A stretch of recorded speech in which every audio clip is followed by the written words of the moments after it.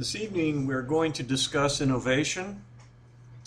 It is critical in the modern global economy because technology, and especially improvements in the microcosm and telecosm, as George Gilder calls them, have been applied to both administrative and manufacturing processes to raise productivity.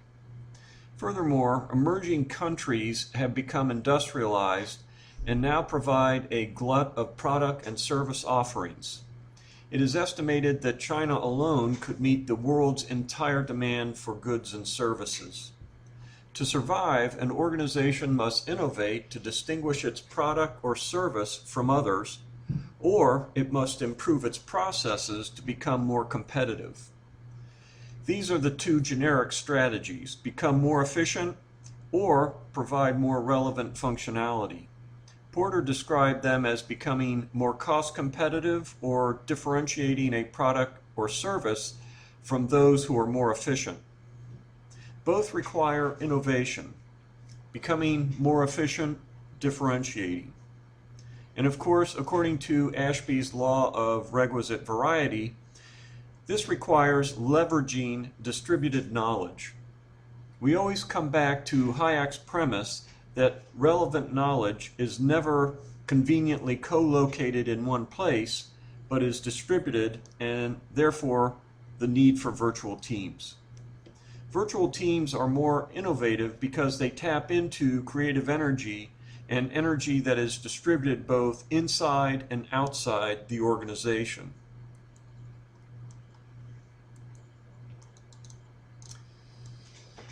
The great economist Schumpeter thought innovation the basis for economic advance, but that it was an intuitive art that could not be formulated, and that only certain people have the gift, so to say. In contrast, the great anthropologist Barnett thought innovation was the basis for cultural advance, and that innovation has recognizable patterns. We will take Barnett's position and study his model for innovation that is based on the notion of recombination. Modern business authors such as Kim and Mawborn, as well as Hargadon, have applied the simple assimilation aspect of Barnett's recombination model. Kim and Mawborn have studied how recombinant innovation in product design for products or services can result in what they term blue oceans, which are new markets without competition, and organizations in that blue ocean can reap first mover advantages. This is Porter's differentiation strategy. Hargadon likewise has studied how to apply innovation to processes to improve the effectiveness of an operation. Henry Ford is someone Hargadon investigates in his work. This is the cost competitive strategy. In addition to simple assimilation, we will also review Barnett's concepts of dissimilation and parallels. These two aspects of innovation have not been explored by the modern business authors, but they inform us on the innovation in the software engineering industry and in marketing. Innovation is critical in the modern global economy. Technology-enhanced productivity and the industrialization of emerging countries has created a worldwide supply that exceeds demand. To survive, innovation is essential, and it must leverage distributed knowledge.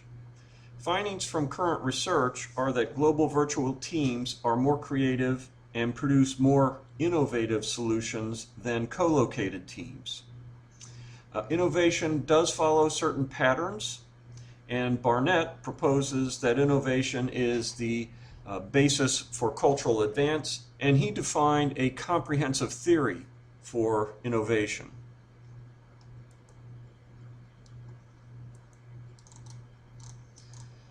Schumpeter notes that economic growth follows a set trajectory illustrated by this graph, by a line. So here we've got economic growth along this one line here. On the other hand, economic development is a quantum leap, a material shift in the curve that represents the relation between the factors of production and output.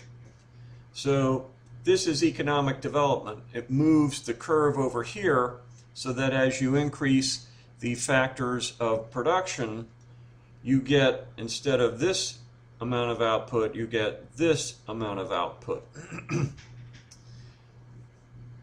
The gains in output can be in utility or satisfaction of a good or service, or it could be just plain old more output for the same quantity of input.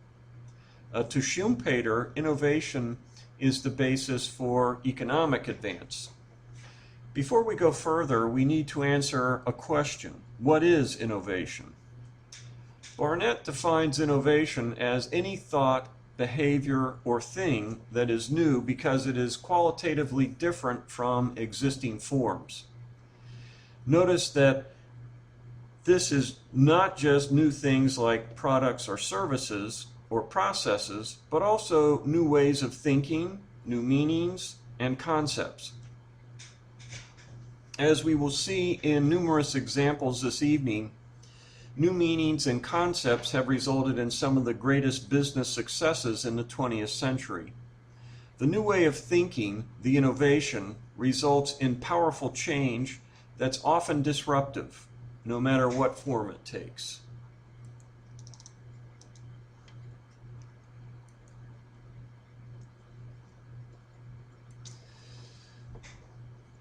Like Barnett, Schumpeter views innovation as new combinations.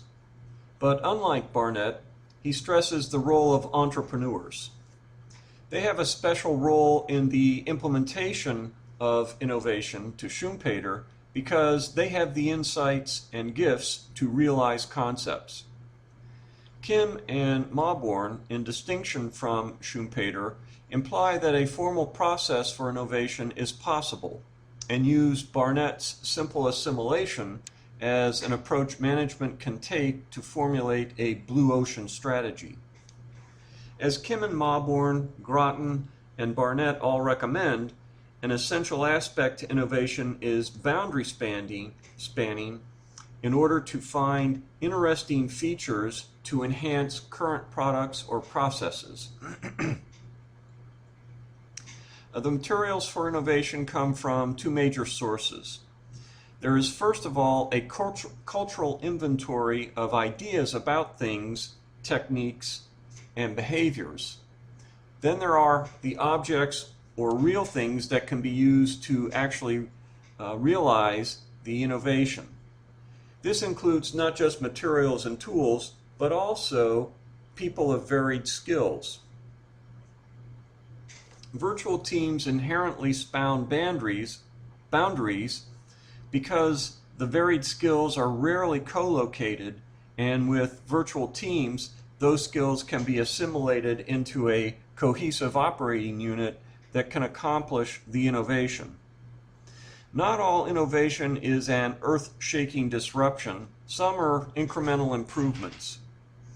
And Kim and Mauborgne, as well as Hargadon, argue that innovation is essential for survival in today's competitive world. Kim and Mauborgne apply Barnett's simple assimilation approach to innovation for differentiating products. Hargadon applies it to making processes more effective. In addition to the simple assimilation innovation used by current authors, Barnett defined two others, dissimilation and allegorical parallel, that have not been explored in the research literature, but they explain high-tech innovation. Kim and Mauborgne produce new combinations in a four-action process. They add, remove features from a particular product, or they increase or decrease the intensity of the features in a particular product. And that whole process of adding, removing, increasing, or decreasing features results in a new combination. This four-factor analysis is a familiar process in design.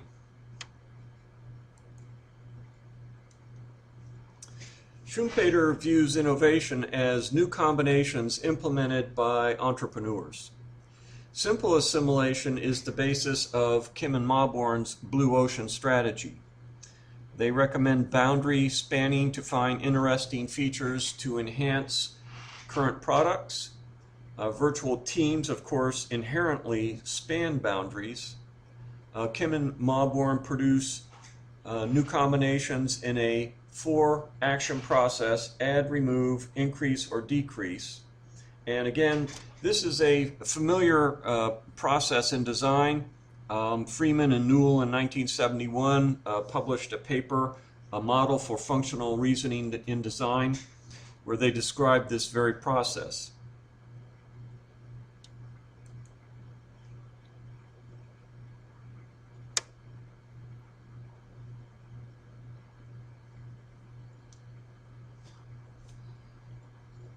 Herbert Simon characterized design as the process of devising artifacts to attain goals.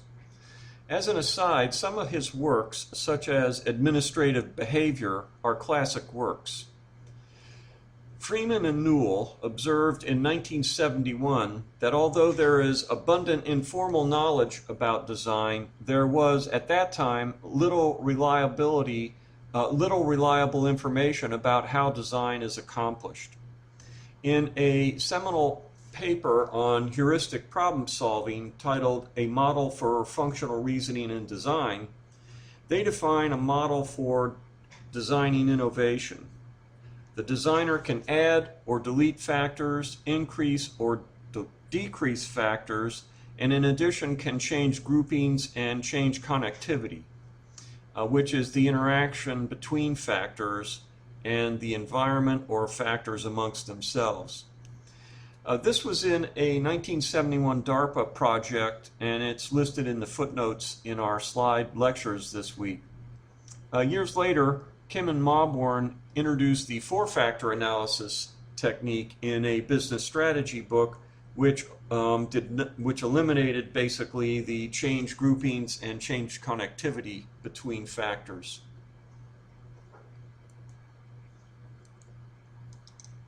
A reasoning in design evaluates an object's feature set to determine what new features should be added, what features should be deleted, what features should be increased or decreased, and in addition, the reasoning in design model extends the 4-action process to include how objects interact with other objects as possible redesign considerations.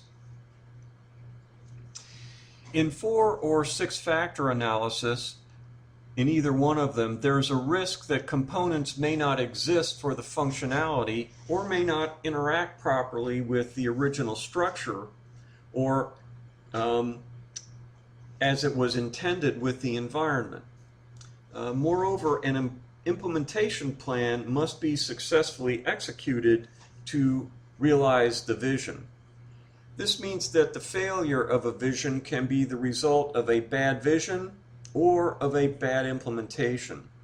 Approaches to strategic execution, like the balanced scorecard, mitigate the implementation risk by organizing a solution around a comprehensive set of performance indicators in addition to financial, such as the impact on existing processes, the impact on the customer, and the learning required to accomplish the innovation.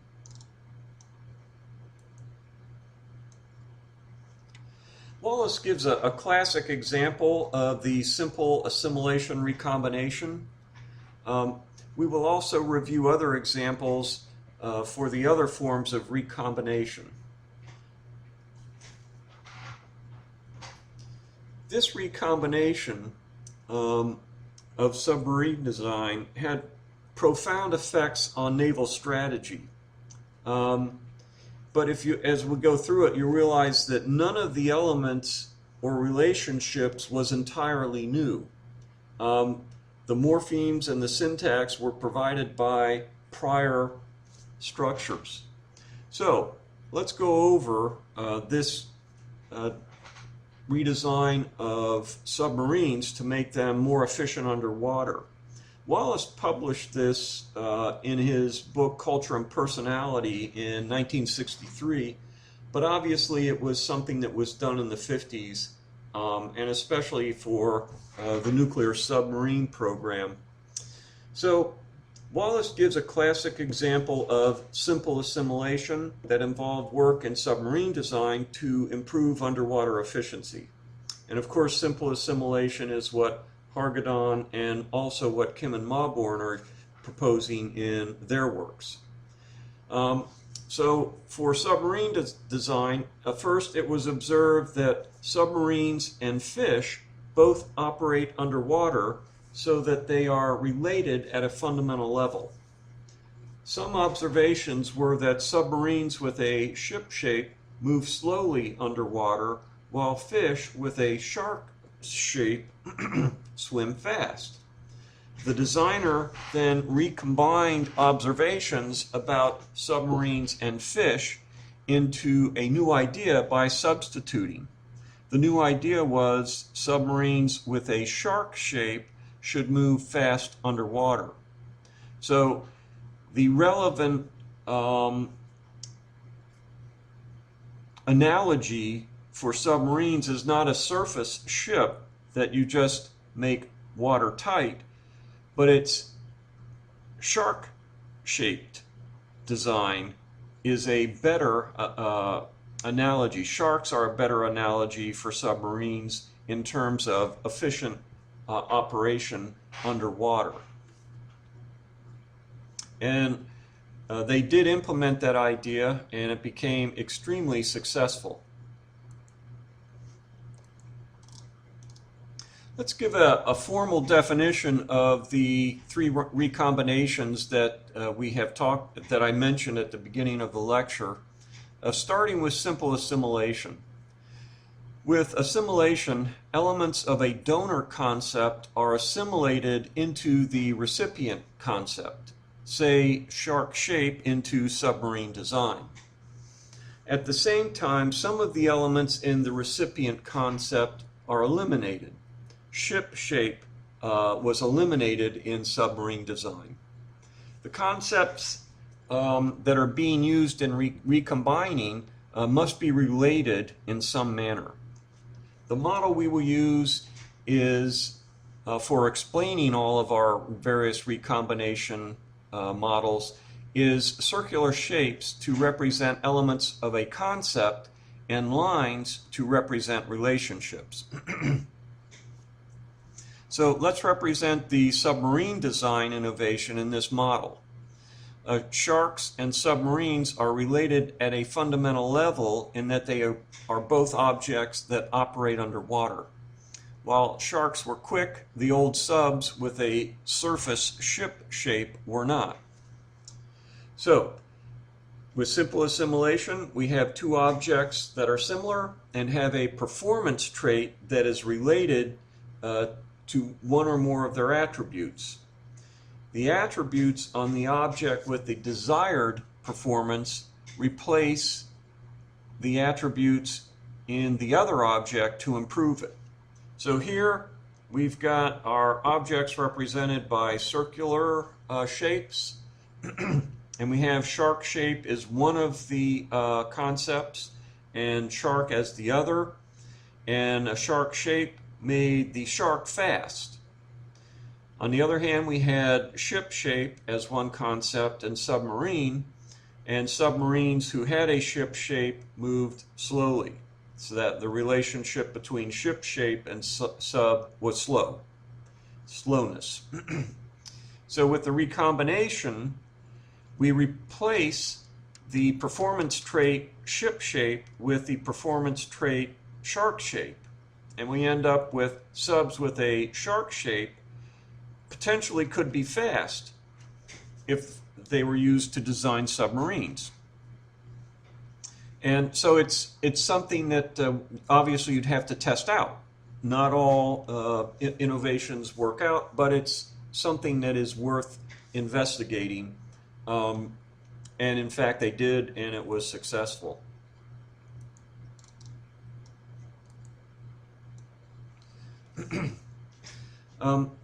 Barnett abstracts the discussion on innovation by assigning arbitrary variables to the components and relationships. Consider the two configurations in this slide. In an assimilation, the operation of recombining is the exchange of elements such as X and A, or Y and A, or X and B. In order to swap an attribute A for Y, or vice versa, the objects X and B must be considered similar. If X and B are similar in some regard, then the example recombination is possible. Again, sharks and subs are similar at some level. And again, a simple assimilation is a synthesis of elements from two or more objects. This is interesting hypothesis, the more dissimilar the correlate objects, the more unique the innovation will appear. So here we've taken the sub out and we've just abstracted it, and we say, okay, we've got object 1, object 2, the new object, performance trait 1, performance trait 2, relationship 1, relationship 2, and then we create a new object and we give it the performance trait of Y, and we're assuming then that we'll have a better performance for object B in that case. Current innovation literature does not go beyond Barnett's simple assimilation method. Again, the more dissimilar the two objects, the more unique the new combination will appear to the observers. This is what Kim and Mauborgne seek. They give various examples of simple assimilation, including the creation of Cirque du Soleil. I will provide a very different and very powerful concrete of simple assimilation in the 20th century business world. A 1911 antitrust decision by the U.S. Supreme Court gave rise to one of the most competitive consumer markets of the 20th century. The tobacco trust built by James Duke ended with that Supreme Court decision, and the tobacco companies were then faced with the need to compete with each other with what is essentially a fungible product. Brand image was the distinguishing element in selling cigarettes. In the 1920s, studies confirmed that smokers could not distinguish among the leading brands. Marlboro cigarettes were introduced in 1924 and originally targeted women. The brand image was built on the concept of protection, with taglines such as "Ivory tips protect the lips" and "Mild as May." The ad on the left represents the Marlboro brand meaning during the time period of 1924 to 1954. And you can see it was targeting women. It had filters. The tips were advertised as protecting the lips, and the cigarette was advertised as mild as May. The brand, as an elegant cigarette for women, managed to maintain a minor share of 1% of the overall cigarette market.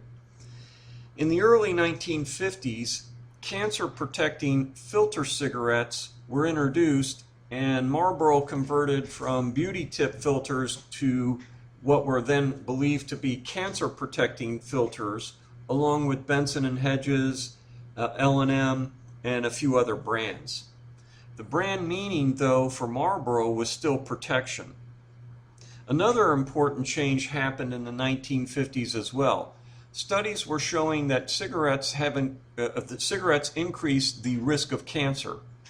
This created a desire in men to smoke filter cigarettes, but none of the filter brands were successful in reaching the male market. Philip Morris, the owner of Marlboro cigarettes, hired the Leo Barnett advertising agency. Draper Daniels was the creative director at Leo Barnett, and he discovered the reason that men avoided filters when he reviewed the results of a Roper study. In the open-ended questions, men expressed concerns that smoking filters would make them appear to be effeminate. So to Daniels, the answer was to change the image and create a macho relationship between filter cigarettes and smokers, and stop emphasizing that filters protect. The Leo Barnett agency planned and executed a radical change in brand image for Marlboro to capture a new market that attracted men who wanted to enter that market but were blocked by the effeminate meanings attached to the current protection image of filter cigarettes. The campaign featured iconic representations of masculinity such as cowboys, Marines, jet pilots, and popular football players. These icons also would sport the globe and anchor tattoo in their advertising. Clarence Long, in the picture on the right, inspired the Marlboro Man image of the campaign. So what we have is a product recombination that is a simple assimilation. 1950s cancer studies caused a desire in men to smoke filters. They could not because filters were considered effeminate, and a masculine filtered combination would be a rich new market. So what Leo Barnett agency, Draper Daniels, creative director, did is they radically changed the product image. And by doing so, Marlboro made the new market of filters for men. So they took this whole combination of the object and the performance trait and the relationship between them and recombined them, and with the market that they were currently in, which was men smoked unfiltered cigarettes, and that was considered masculine. But that was not a market that men wanted to be in, the men smokers. And so if you could figure out a new market, you could really tap into what Kim and Mauborgne would say is a blue ocean.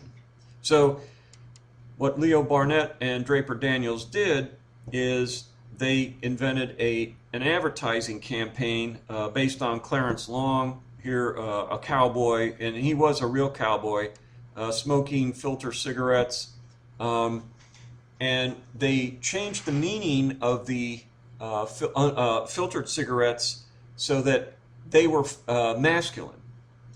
So you then had men's cigarettes, and the relationship was masculine to filtered cigarettes in the men's cigarette market. So in review, filter-tipped cigarettes had a meaning in the past of protection and were associated with women, while unfiltered cigarettes had a meaning of macho that appealed to men. Using Barnett's criteria, the correlates must be similar at some level. Of course, men and women are both human beings, and filtered and unfiltered are both cigarettes. Recombination creates the candidate new market of the filtered cigarette for men, with a macho relationship connecting the two.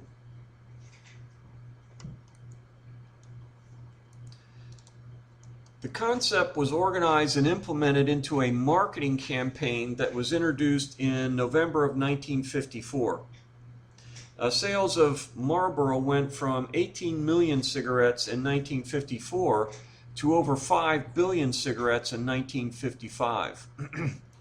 That's a sales increase of 3,241% in a single year. This is really one of the great management success stories of the 20th century. A radical recombination of a fungible product's performance traits and relationships with the actual object itself created access to a new market and a long-lasting market leadership. And it's an example of Barnett's simple assimilation recombination. The fancy topography, the curved lines, and occluded logo of the women's packaging were also replaced with a prominent logo, straight lines, and formal typography for men. Men prefer the straight lines, the block letters, as opposed to more fanciful typography that appealed to women. Once a target new design is known, other attributes can be changed to enhance the performance effect. Moss, Gunn, and Kubacki give insights about how design can be changed to appeal to a different gender. These elements are evident in the change in the Marlboro packaging to support masculinity. Moss finds that men favor the use of a company logo, while women are indifferent towards logos. In addition, men prefer straight lines, whereas women prefer curved lines. Finally, women are attracted to the fanciful typography, but men tend to reject fanciful typography. These gender attributes are apparent retrospectively in the change in the packaging shown from the figure on the left to the figure on the right, which is the packaging of the 1955 Marlboro cigarette that was designed to appeal to men. And of course, in addition to the packaging, the biggest challenge to accomplish such a radical image change was in the iconic advertising of the Marlboro Man. Men with renowned masculinity, of course, were enlisted into the advertising campaign.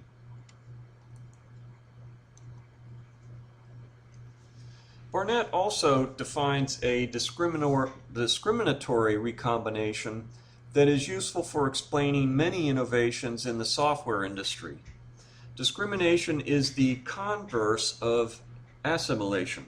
It is the elimination of redundant functionality in an object or across a group of related objects.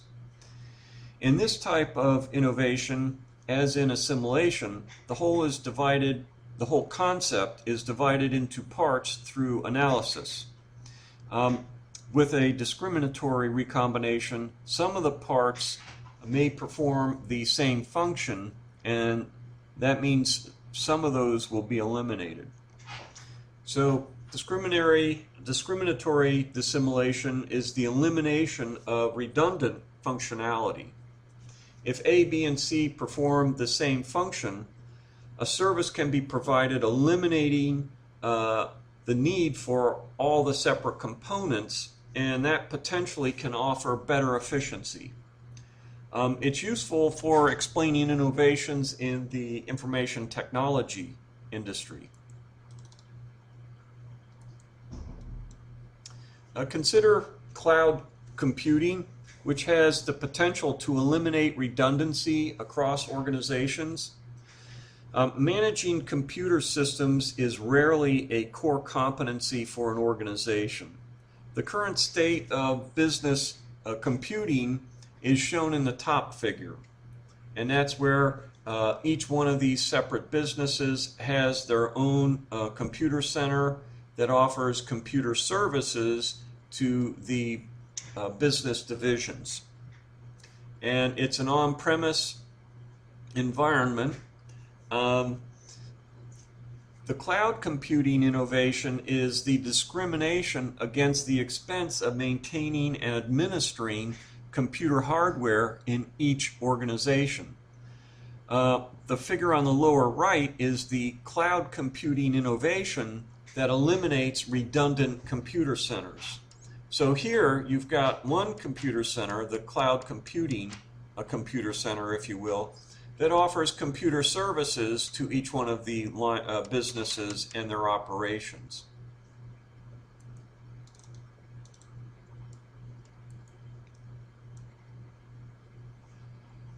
A final innovation approach discussed by Barnett is a parallel. This involves the projection of a relationship from one pair of correlates to another, and that's as shown in this figure. Here we've got, of course, the projection of a relationship from one pair of correlates to another. So here we've got A and B as our one correlate pair, and what we do is we project the relationship R2 and replace the original relationship of R1 between A and B with the new relationship of R2. And design patterns in the software industry are an example of using this kind of parallel or analogy.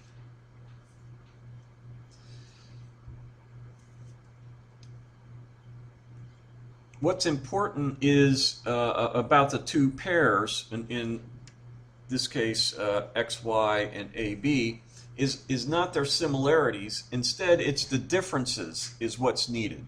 And that's what makes a parallel able to finesse difficult situations by transforming the relationship. Barnett's work is abstract on this point, and it may be difficult to understand without examples. We'll provide one here as an illustration. And of course, as I just mentioned, in the software industry, design patterns are an example. These are templates of relationships that can apply to completely different sets of components.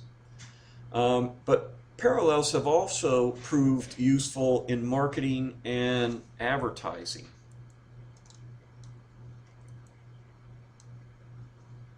Harley-Davidson is an example of a parallel innovation.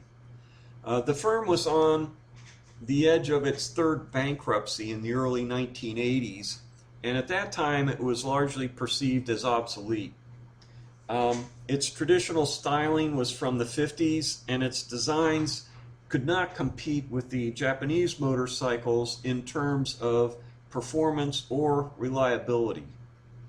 The hobby experience was the brand management strategy under the old regime that basically led Harley-Davidson to near ruin. This was an old meaning that had floundered in competition with the Japanese. In 1966, when Japanese companies controlled 85% of the American motorcycle market, the CEO of Harley-Davidson, William Davidson, reported to Forbes magazine that the Japanese bikes were about transportation, while the big American bikes were about hobby.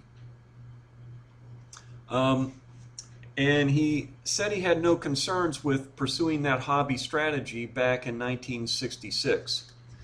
And that was unfortunate because by 1982, Harley-Davidson was on the verge of bankruptcy and hired Richard Teerlink as the new CEO. Teerlink agreed that Harley-Davidson could not sell a transportation meaning given the overwhelming superiority of Japanese bikes. He reported to Management Review that Harley-Davidson does not sell transportation, we sell transformation. And there is a theoretical basis in psychology for selling a motorcycle as a transformational experience. Research by Zaltman and Zaltman reveals that the young and middle-aged professionals struggle with the monotonous stress in their work. Today, after Teerlink's campaign, these professionals view Harley-Davidson as an image for freedom from the oppressive confinement at work or with their families. It enables them to experience adventure and excitement. In Jung's psychology, the outlaw archetype rebels against a system. In the case of young and middle-aged professionals, that system is the consensus-approved work life, which is oppressive and monotonous, and the politically correct social life. In contrast, there are elements of adventure and excitement associated with rebels. The meaning changed as shown in our model, and it's a parallel. So originally, Harley-Davidson was for professionals, and the relationship was as a hobby. On the other hand, Harley-Davidsons were used by motorcycle gangs, and they had members in the motorcycle gangs who shared a rebel camaraderie. So we just take the Harley and professionals and we swap the hobby relationship with the rebel camaraderie relationship for a parallel. And of course, the old happy hobby image of Harley was contrary to the need of the target professional market, but the rebel image did have an appeal to the professional market.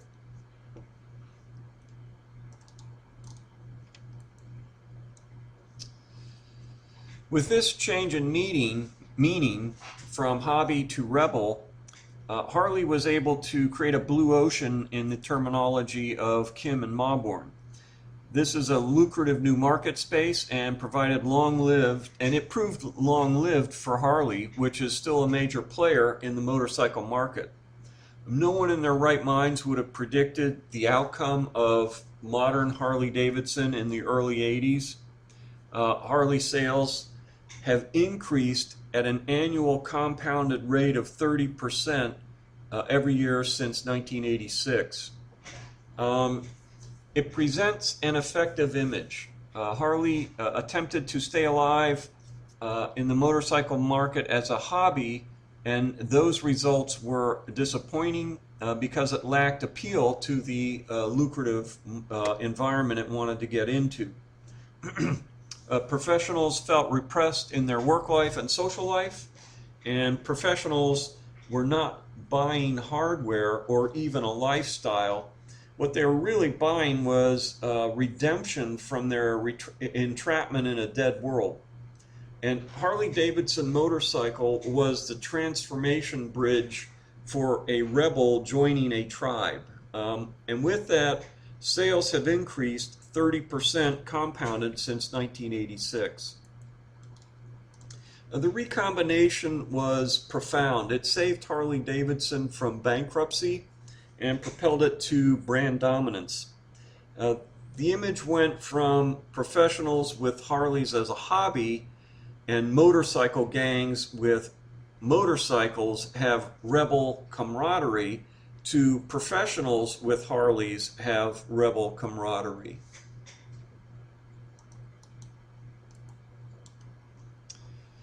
The outlaw motorcycle gangs present the image of a powerful brotherhood. Such a brotherhood rebels against any repression directed at it. After Teerlink's brand recombination had a chance to permeate the market, Harley-Davidson has shown tremendous growth. And the most important, most salient fact, I think, is that the brand itself went from near bankruptcy in the early 1980s to become the 48th most valuable brand in the world today. The parallel recombination proved highly effective for Harley-Davidson.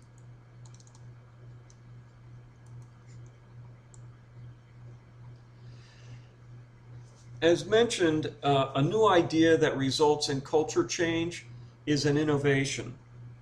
When they reviewed cases of production and product improvement through the lenses of innovation, management researchers discovered systematic methods they that they incorporated into their strategy making.